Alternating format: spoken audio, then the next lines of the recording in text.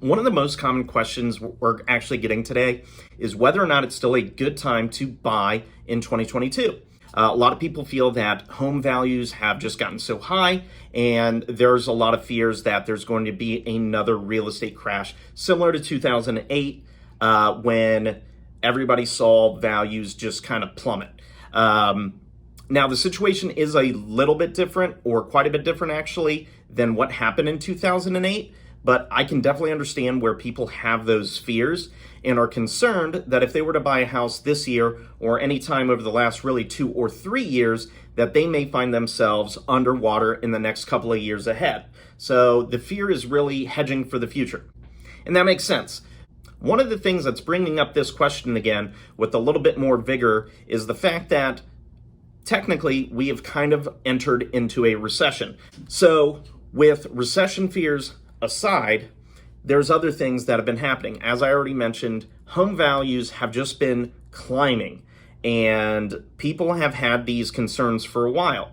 The greater Dayton area or the Miami Valley has been known as having a very stable level of pricing. In other words, we don't get some of the appreciation that you would see in larger markets such as the coast, New York, California.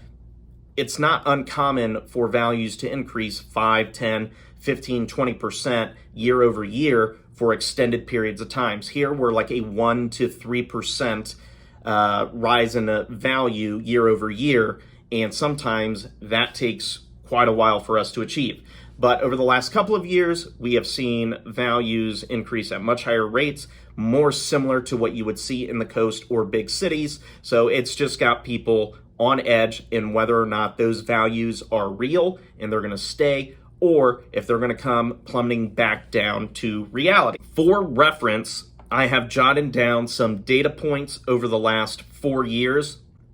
I pulled, starting with the most recent completed quarter, which is Q2 of 2022, the median home price was $440,000 as of Q2 of this year. Average interest rate was 5.5%.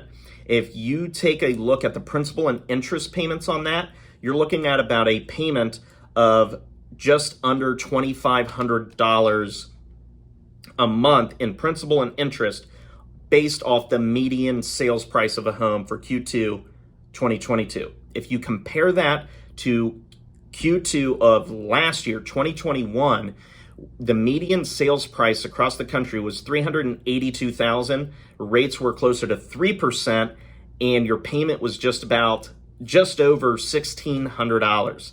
So just looking from a year ago, quite a bit of a difference. And then if you go back to Q2 of 2020, the median sales price is $322,000. Average interest rate is 3.31%. with a mortgage payment of $1,414 for Q2 of 2020. And then if we go back yet another year, so going back 3 years ago, now looking at Q2 of 2019, we see a median sales price of $322,000 and an average rate of 4.12%. Your mortgage payment would have been $1,562.54. Now, what I want you to keep in mind here, and I don't have any pictures, these aren't specific properties here, but what you need to keep in mind is the median or average home in your prospective market would have some type of fluctuation ranging from $1,500 to $2,500 for about the same type of property given the year. So really what you would be seeing is you would more than likely be getting less home and your payments going up, the values going up, the interest rates going up. The reason why I want to share these different little snapshots into the past is so you can have an idea of what the price, rate, and monthly payment has been like for an average or median type of property that is sold over the last 4 years up until this year. So if you notice, that's quite a swing. We're almost looking at a total difference of $1,000 a month between an increase in both rate and property values. That's why so many people are just hesitant to move forward with buying or selling. Now, the very quick answer here is obviously if you have some property to sell, just like I've said for the last several years, this is the highest homes have sold in our area ever. So if you are looking to sell, yes, I think it would be a good time to sell. Now it gets a little bit more complicated if you're going to be buying another home.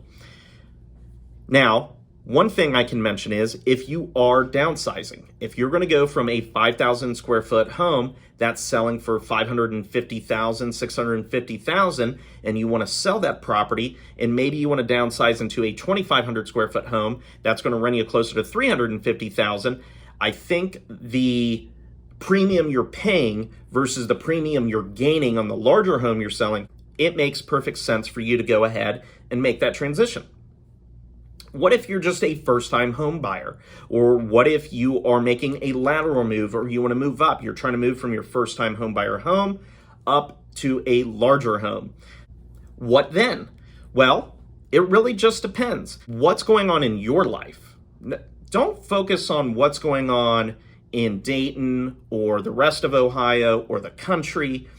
Things are going to happen that are just out of our control, and the only thing you can do is focus on your own financial situation and to the best of your ability, figure out, is your career stable? Do you feel comfortable with your job? Do you see yourself working where you're currently working for an extended period of time? Do you anticipate any layoffs or relocations or anything like that? You should be focused on those types of things. Now, it's easy for me to say that, and I understand with home values being high, rates on the rise, it can make it a hard pill to swallow. Now, one thing you need to keep in mind about interest rates, you can always refinance later. So if we do have a pullback in interest rates and we see 4% or 4.5% again, well, then you don't have anything to worry about. You know, maybe you buy this year and maybe next year you're refining, or maybe it's 2 years or 3 years from now. Buy based off the payment you can afford, based off today's rates and today's home values, and don't worry or overemphasize the future. No one has a crystal ball. I don't know how many TikToks and YouTube videos I've seen of people going, you should absolutely do this. Now's the best time to buy. There's never been a better time to buy. Heck, I almost said another word, but yes, last year was a better time to buy. 2020 was a better time to buy. 2019 was a better time to buy. I have no idea if January is going to be a better time to buy. It hasn't happened yet. And all the Dave Ramseys out there and everyone else telling you to go buy a home because it's the smartest thing you could ever do, they're not actually thinking about you.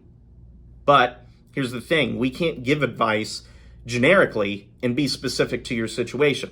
So you need to really understand where it is that you're coming from financially. Are you about to have a kid? Are you running out of space? Are you getting married? Is someone else moving in with you? Did a roommate just move out? There's a bunch of different reasons why you need to change your housing situation, most of which doesn't have to do with interest rates or the value of a home.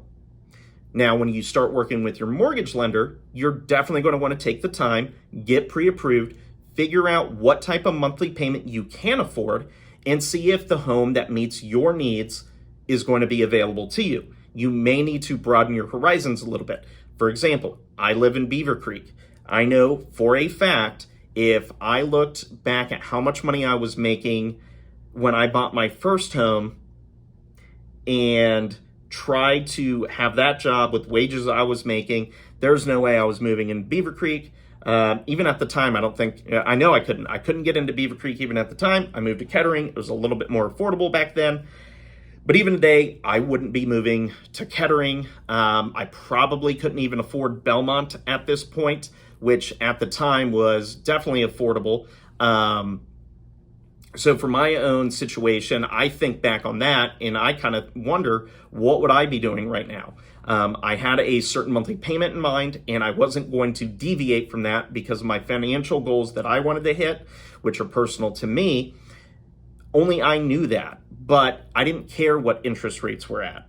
And I can say the cliche thing of, well, 8% is a really good rate historically, so get over yourself. Well, here's the thing. You don't care about that either. I don't care about that. I've never had an 8% mortgage. My jaw would be to the floor if I was looking at 8% right now, because all I've seen, I remember I bought my house in 2010.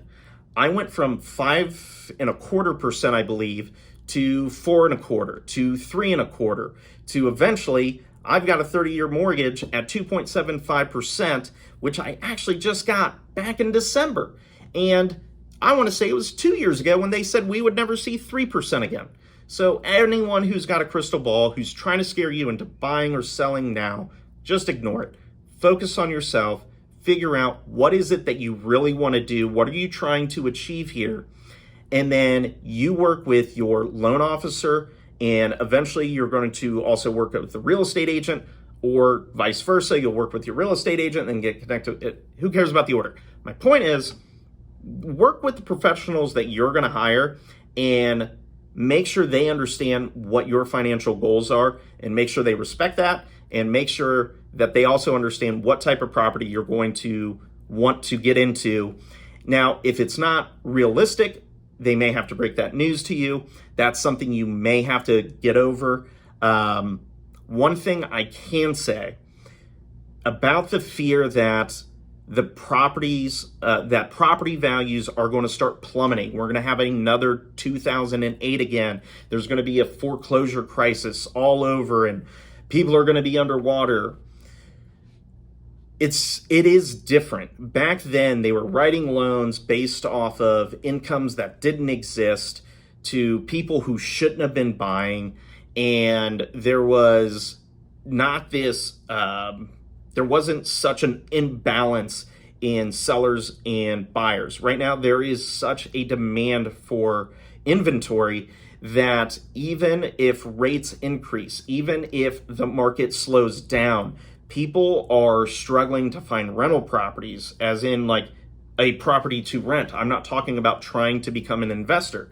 So there's rental shortages. There are single family home shortages, condo shortages. New build is still backlogged. So there's just so many shortages everywhere. Rents are skyrocketing. So I guess your choice would be, are you more comfortable paying a higher rent price, or are you more comfortable paying a higher mortgage price? Now, depending on your situation, renting still may be the answer, but you're not guaranteed to save monthly just because you're renting. So keep that in mind. Continuing to rent doesn't mean your monthly housing budget is going to go down. It could just be just as much as a mortgage. It might be more. I know a lot of rental properties that are out there. If you look at the rental payment, and then if you were to assess it and look at a mortgage payment, the rent's going to be higher than the mortgage. So if it's payment driven alone, you should probably be buying. If you don't know if you're going to be here in a year or two, and you're not sure where the market's going to be, and there's some uneasiness as we kind of navigate through this shift, then by all means keep renting. But if you have your work figured out and you know you're going to be here, or you're going to stay with that employer for a real long time, of course you can't foresee the future. You don't know if any layoffs are going to happen, but sometimes you work at a place and you just kind of know, like, there's some weird things going on here. I'm not sure if they're going to be starting some layoffs. This feels familiar. I've been here a while. I remember the last time it happened.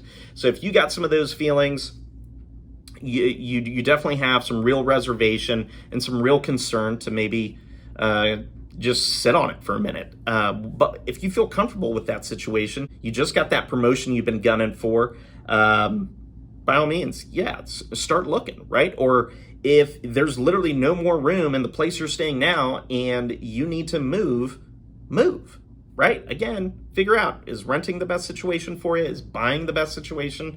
That's where sometimes talking to a real estate agent and just working through these questions can do you a lot of good. Watching YouTube, watch my YouTube videos, but everyone else's YouTube videos, they might not be the best thing for you. So just keep that in mind. I hope this kind of drives home the point. This is a very personal decision and has very little to do with interest rates, home values, in where we think the market's going to go, because at the end of the day, it's just not realistic. My opinion is, no, there's not a big crash looming ahead. I see it all over the place. I see realtors talking about it. I see consumers talking about it. I see lenders talking about it. But what I don't actually see happening is a plummet. I just don't see the edge. It hasn't happened. You can have a recession without housing crashing. That's not a requirement for a recession. A lot of people probably don't realize that, but yeah, that's not a requirement. So just kind of keep that in mind, okay? It's not that big of a deal that stocks are down. Don't sell them. Hold on. I'm down in my portfolio. I'm not worried. I'm throwing as much as my disposable income as I can towards those types of assets. I am trying my darndest to add more rental properties to my portfolio. It's just something that I'm not concerned about, even if there is a temporary pullback in housing values if rates were to continue increasing. But with the increases that we've seen, things aren't that bad. Before I wrap up the video, most of the stuff I've touched on today has actually been about national news, and some of the things I wanted to point out are very specific. I cover the Miami Valley. This is why the show is called the Miami Valley Experience, but that basically covers Dayton, Springfield, or on here it's called Wrist, in the Cincinnati markets. So if you look at the number of units sold from this year to last year so far for the same time periods, the Springfield, Troy market, Tip City market it's down 8.4%. If you were to look at Dayton, it is down 7.8%. And where did it go? There it is. Cincinnati's market is down about 10.8% for number of units sold, not volume or average price points, just the number of homes that have been sold. So if we look at the dollar volume, Cincinnati is only down 1.4%. Dayton is actually up 0.1%, and Wrist is up 4.8%. So what I'm assuming here is the average sale prices in all of these markets are up, because if units are down but volume is up, that means average sale price should be up. So yep, Cincinnati up 10.6%, Dayton 8.6%. Did I get those confused? Oh, 10 and then, okay. And then Wrist 14.3%. So check this out. Statewide, number of units sold is down 6.8%. So we are selling fewer units from year over year than the rest of the market, the Ohio market, but we are up in dollar volume and we are up in overall volume. Each one of those three markets or the Miami Valley has exceeded what the rest of Ohio is doing as far as average sales price. So for sellers, good news. For buyers, bad news. So locally, yes, there are some changes, but their average sales price, again, year over year, we're cruising, somewhere between, what was the lowest, 8 and 14% between those three markets. That's quite a bit of growth. If you remember, historically, we're more of like a 1 to 3% year over year appreciation. So yes, things have been running amok, but hopefully we'll see a little bit of a cool down.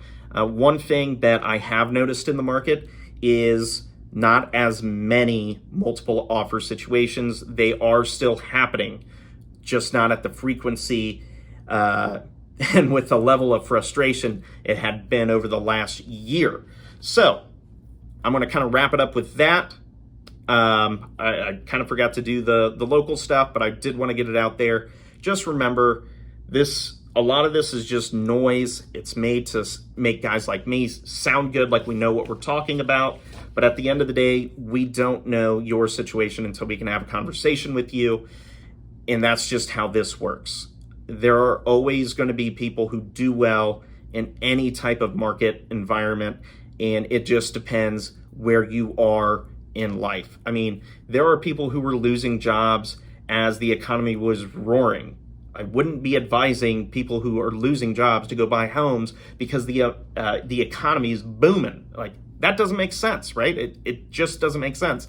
It also doesn't make sense in this situation too. I'm Jonas Helbert. This is the Miami Valley Experience. I am with Streetlight Realty. If you have any real estate needs, definitely reach out to us. You can leave a comment. You can reach out directly to me. My email is broker@streetlightrealtors.com. Please visit our real estate website, which is streetlightrealtors.com, and check out properties there. We have our blog over there where we go over other content that's not specific to YouTube. So we'd love for you to come check that stuff out. Please subscribe, like, share, anything you can do to help would be greatly appreciated. If you have any questions you would like answered, don't hesitate to submit those, and we would love to go over your very specific question. Thanks again.